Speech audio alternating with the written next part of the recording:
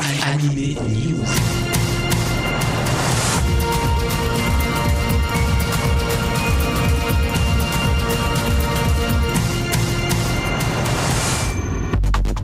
Bonjour à tous, c'est Alex au micro de Générique Kids. Il est l'heure d'Anime News, votre flash d'infos hebdomadaire avec le manga et l'animation japonaise.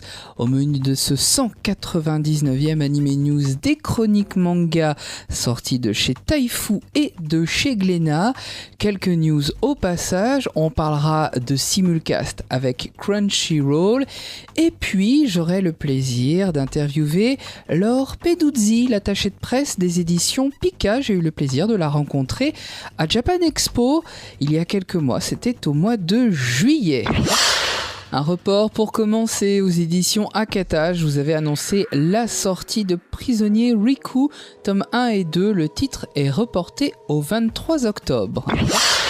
Pour toutes les sorties manga de la semaine, que ce soit notamment chez Kana ou chez Tonkam, je vous invite bien sûr à suivre, comme à chaque fois, mon compte Twitter Alex_animé_GK, puisque au jour le jour, je vous indique tous les titres qui sortent chez chaque éditeur. Et puis une bonne nouvelle pour les aficionados des séries de robots et plus précisément de Goldorak. AB Video a annoncé qu'il sortirait les 7 films liés à Goldorak et à Mazinger, y compris le fameux pilote Gataiger qui n'est autre que le pilote de Goldorak, c'est-à-dire de Grandizer. En ce mois de septembre, Taifu nous offre un spin-off du Labyrinthe des Sentiments. Il est signé bien sûr du même auteur, c'est-à-dire Ko Yoneda.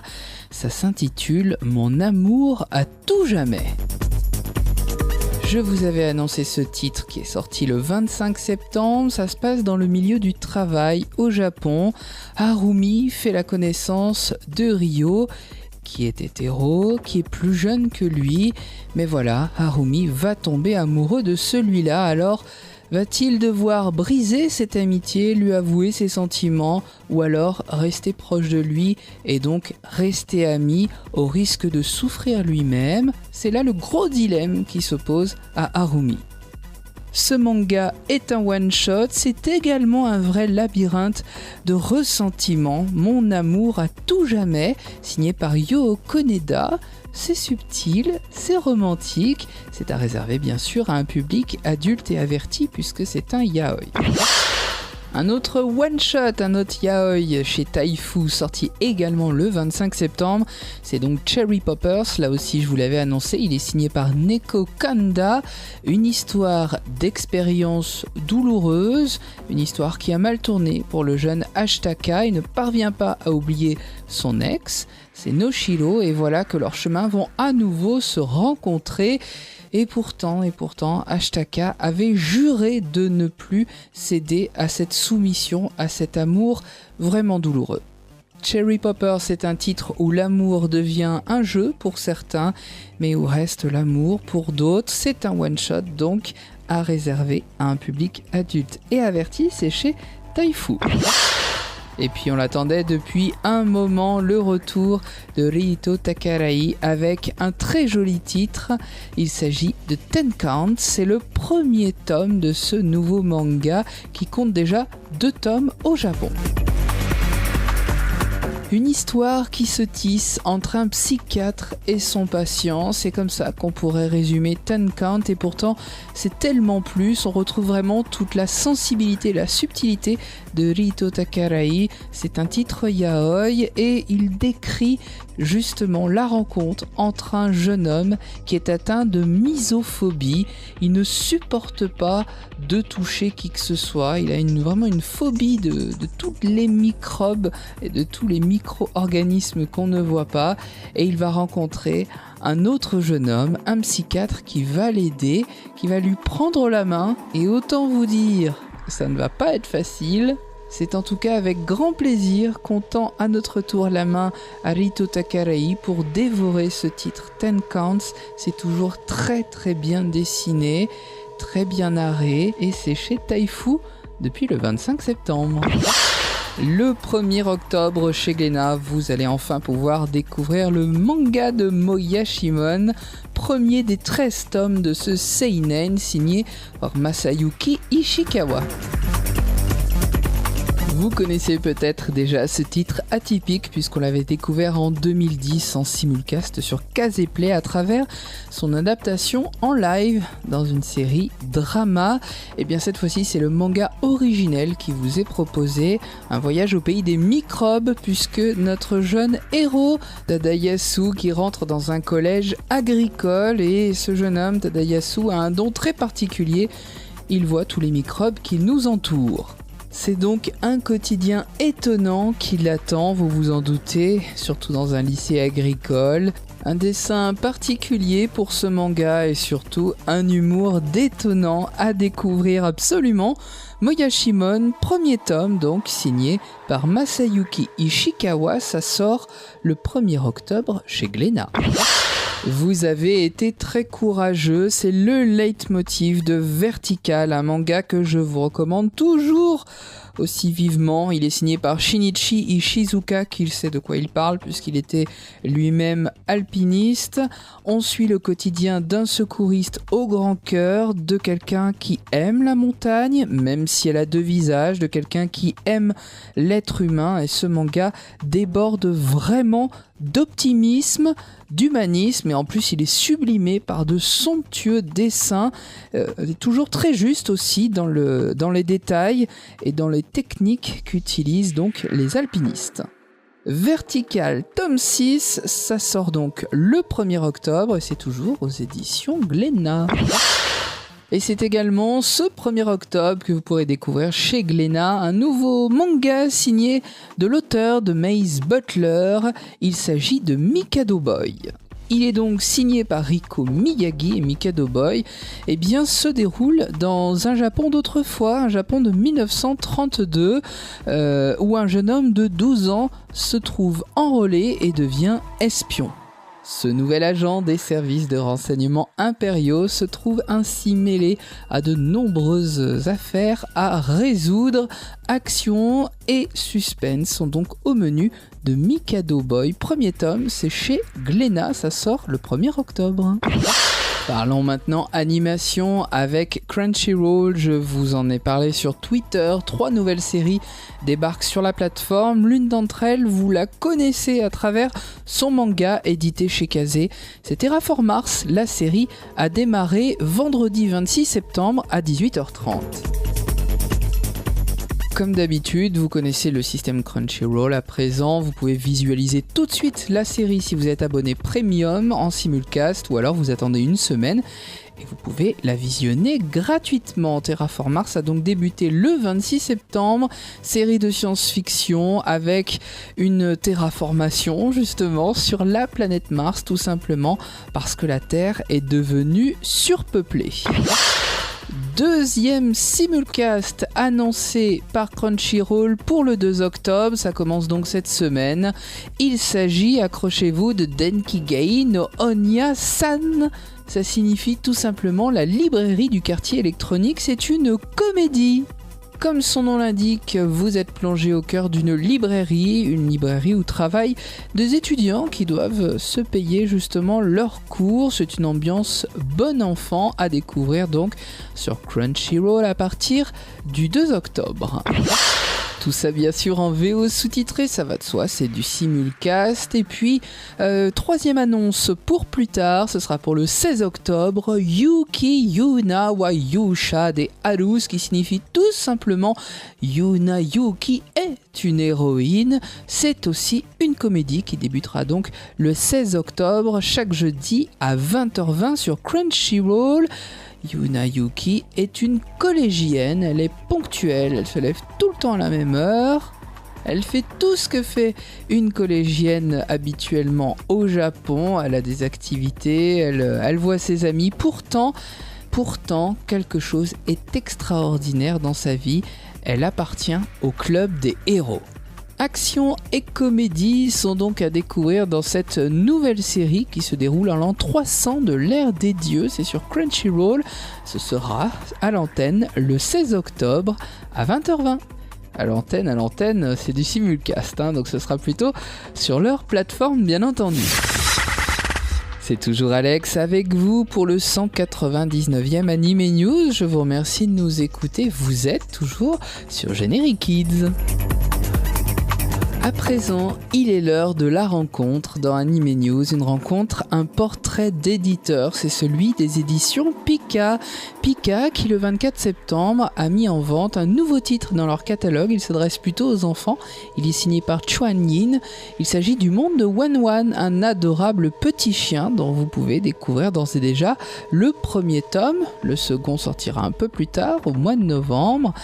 Wan Wan, c'est un livre tout en couleurs, un album en couleurs rempli de tendresse et qui se lit dans le sens de lecture européen. Vous l'aurez compris, cette jolie petite mascotte Wan Wan s'adresse en priorité aux enfants. C'est donc avec toute sa tendresse et sa naïveté, son espièglerie aussi, que Wan Wan va découvrir le monde auprès de ses nouveaux maîtres et surtout de sa nouvelle maîtresse. C'est à l'occasion de Japan Expo que j'ai pu rencontrer les éditions Pika et plus précisément leur Peduzzi, leur attaché de presse. Nous avons pu alors évoquer leur long parcours puisque l'année prochaine Pika fêtera ses 15 ans. Ça a été l'occasion de revenir sur certains titres, sur le travail d'éditeur, sur leur regard concernant le marché du manga en France et puis sur leurs nouveaux titres qu'elles m'annonçaient à l'époque, notamment Wan Wan ou alors le spin-off de GTO. C'est avec gentillesse que Laure Peduzzi s'est prêtée à cette entrevue. Je vous propose tout de suite de retrouver cette rencontre avec les éditions Pika. Bonjour Laure. Bonjour. Tu es donc l'attachée de presse des éditions Pika. Tout à fait. Pika a été créé en 2000, si je ne me trompe pas. Auparavant, il y a eu Manga Player depuis 1996. Vous avez donc été témoin vraiment de l'évolution du marché du manga en France. Quel regard portez-vous dessus ? Oui, c'est vrai qu'on va nous aussi bientôt fêter nos 15 ans l'an prochain. Le temps passe vite. Je pense que comme beaucoup, on a vu éclore un marché qui a pris une importance assez phénoménale. Ouais, une ampleur qui commence effectivement à atteindre une certaine maturité, on va dire, pour ne pas parler de saturation. Maintenant, ce qui est intéressant, c'est que on commence à ouvrir aussi de plus en plus le type de publication avec de la création, avec nous on a lancé par exemple une collection de romans graphiques, des mangas Disney. Je pense qu'on va aussi atteindre des projets et des publications de plus en plus intéressantes et diversifiées.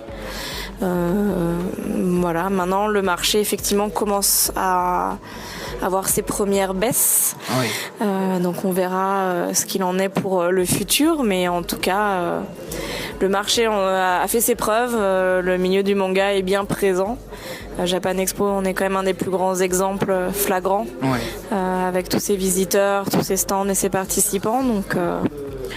Donc voilà, mais moi je suis là depuis seulement 5 ans, donc je n'ai pas forcément un recul historique, mais je pense que c'est une réponse que beaucoup peuvent te fournir. Par rapport à votre ligne éditoriale, j'ai remarqué que, alors c'est peut-être un peu faux ces derniers temps, mais elle est plutôt basée sur du shonen et du shoujo.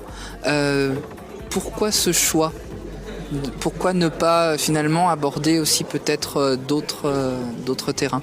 Alors effectivement, ça a longtemps été le cas de Pika qui a fait ses débuts avec des classiques shonen comme Air Gear, comme GTO, comme Lovina, comme Tsubasa. On s'est mis au shoujo un peu plus tard et puis comme beaucoup, on a petit à petit élargi notre catalogue avec du seinen. Je pense que depuis Billy Bat, l'Attaque des Titans, on a maintenant de plus en plus de titres seinen et une vraie crédibilité entre guillemets sur des titres de ce type-là. On a également ouvert aux plus jeunes avec les mangas Disney. C'était aussi une volonté de notre part de pouvoir proposer un autre type de manga pour des plus jeunes avec... D'élargir le lectorat, voilà, tout à fait. les horizons. On continue d'élargir, on a notre collection de romans graphiques.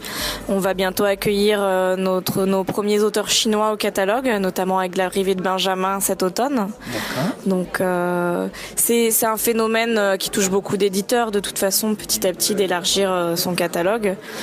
Ki-Hoon qui faisait du seinen s'est mis à faire des romans. Voilà, c'est quelque chose qui, je pense, va avec la maturité du marché. On essaye de garder notre public, élargir les cibles, et puis c'est aussi une façon de se faire plaisir. Le public grandit, nous-mêmes on évolue et on est content d'avoir d'autres types de mangas aussi à proposer.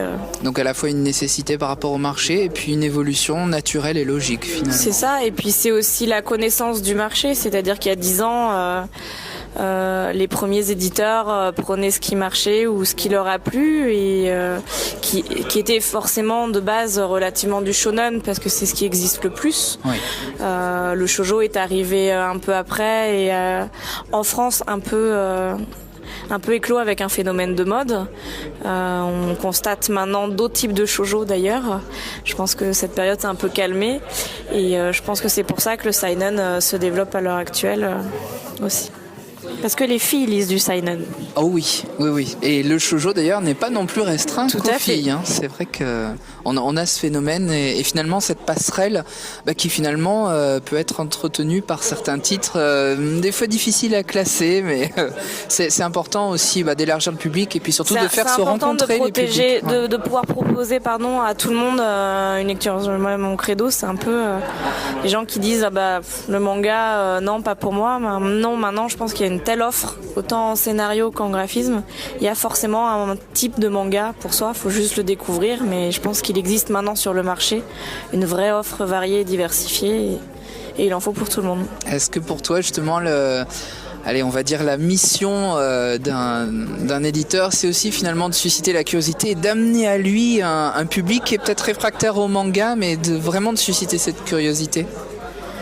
On essaye de toute façon toujours. Je pense que n'importe quel attaché de presse de manga te dira qu'on défend des fois encore le manga de façon générale parmi les médias ou parmi les bibliothécaires ou les parents. Alors c'est quand même moins un combat qu'avant, heureusement. Oui. Mais ça existe encore. Oui, je pense que ça fait partie d'une des missions. Ça fait partie d'une de nos missions, mais c'est un plaisir aussi de défendre des choses qu'on aime, donc ça va. Avec Kingdom Hearts, Princesse Kilala, Clochette, Alice, on pourrait en citer plein d'autres. Tu l'évoquais tout à l'heure, vous vous êtes ouvert à l'univers Disney.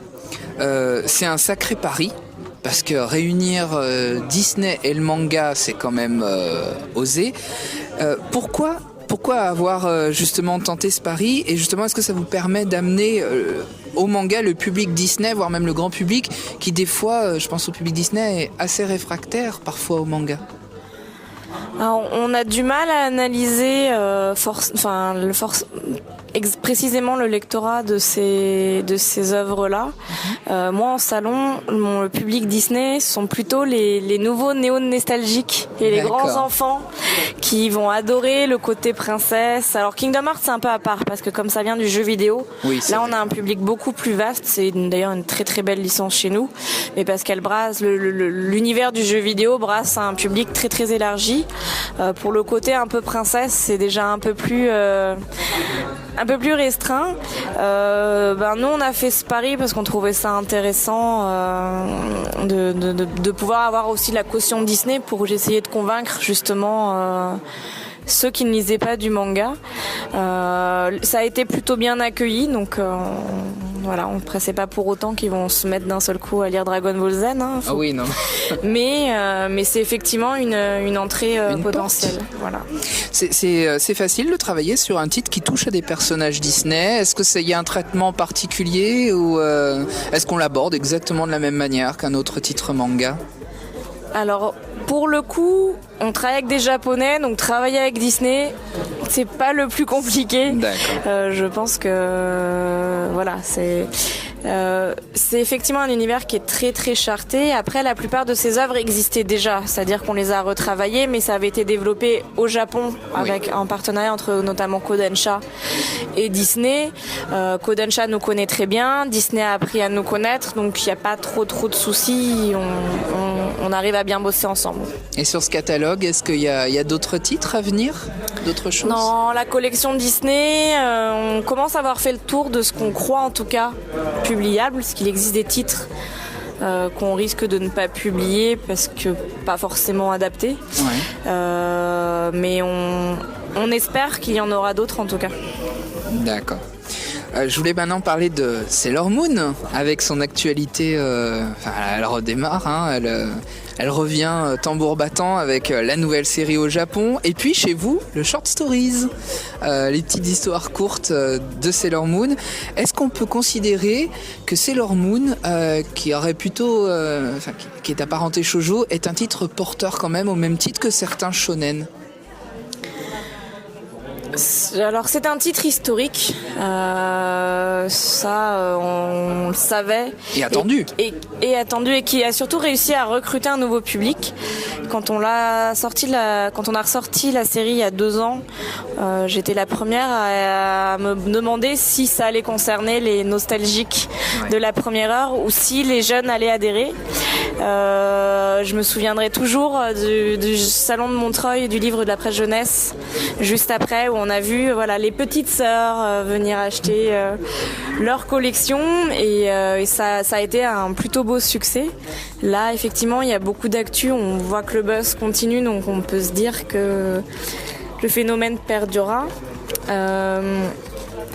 Après, des titres porteurs, il y en a eu féminins, il y a eu Nana par exemple, je pense, qui a marqué l'histoire du manga également.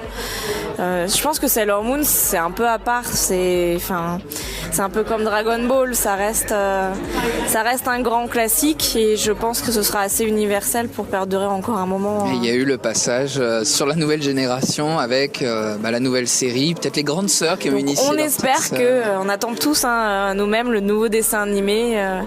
Là, on a eu la chance de rencontrer pendant cette Japan Expo le casting de la comédie musicale aussi. Oui, qui était présent. Voilà, c'est ce matin, j'ai pris des photos aussi d'une petite fille de 4 ans habillée en Sailor Moon qui posait devant le mur Sailor Moon Pika. Bon, ça fait plaisir et en tout cas, nous, on a été fiers de pouvoir reproposer cette série en France. Et qui était, je le redis, attendue en plus, parce que ça fait des années que le manga n'était plus édité.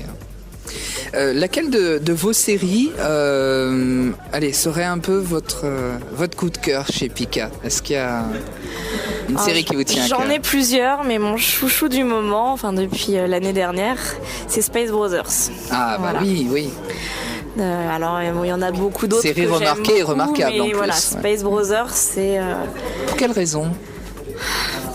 Parce que c'est drôle, parce que c'est inattendu, parce que ça fait du bien, parce que ça rappelle ses rêves. Voilà, c'est justement ça sort du shonen, du shoujo. Est-ce que selon toi ça peut petite récré. Est-ce que selon toi ça peut faire partie des titres justement qui peuvent rebooster, redynamiser un peu tout le milieu du manga, puisqu'on sait que le marché arrive à maturation? Est-ce que ça peut justement rebooster en abordant des thèmes et d'une manière de les aborder vraiment atypiques? Alors ça pourrait. Maintenant, c'est un enjeu, c'est que plus le temps passe, plus un thème ou une niche qui va être intéressante au Japon ne le sera pas forcément en France. Je pense que par rapport à quelques années, il y a de plus en plus des différences dans les attentes du public français par rapport à ce qui peut marcher au Japon. On a sorti par exemple comme ça chez Yafuru l'année dernière, qui était aussi très attendu par ses fans, mais qui n'est pas non plus devenu le shoujo de l'année. On aimerait bien que tous nos coups de cœur cartonnent, mais je pense que le dynamisme viendra plutôt de la façon de bien refaire des types plus classiques, par contre, que les niches. Je pense à l'attaque des Titans qui a un peu apporté un coup de fouet au seinen. Je pense à Seven Deadly Sins qui est un shonen très classique mais très bien fait et qui du coup bien ficelé. Répond aux attentes. Je pense que malgré tout, ce sera quand même ce type de série qui reporteront le marché. C'est un peu ce qui s'est fait au Japon. Typiquement, l'attaque des Titans, qui est un phénomène là-bas, a relancé le marché japonais. Mais voilà, c'est l'attaque des Titans et pas une série sur la cuisine. Ou, voilà, faut être. Moi, de mon côté, je pense que ce sera plus des shonen et des seinen peut-être classiques mais bien ficelés ou avec une originalité, que quelque chose de totalement original qui peut-être réussiront qui serait tellement décalé qu'on passerait à côté. Ouais. Est-ce que c'est pas dur, tu parlais à l'instant de Shiraya Fuku, est-ce que c'est pas dur quand on est éditeur de croire en un titre, de l'apprécier et de se dire au final mince, le public n'y est pas réceptif alors que ça mériterait? Si, toujours. Maintenant, s'il y avait une formule miracle, on la connaîtrait et on n'en serait pas là. On ne sait pas à quoi ça tient, finalement. Très honnêtement, alors bon, c'est mon humble avis. Moi, je ne fais que la presse et les salons, donc je suis peut-être je me sens moins responsable du catalogue que si j'étais par exemple directrice éditoriale. Ce qui est important, c'est au moins d'essayer, de se faire plaisir.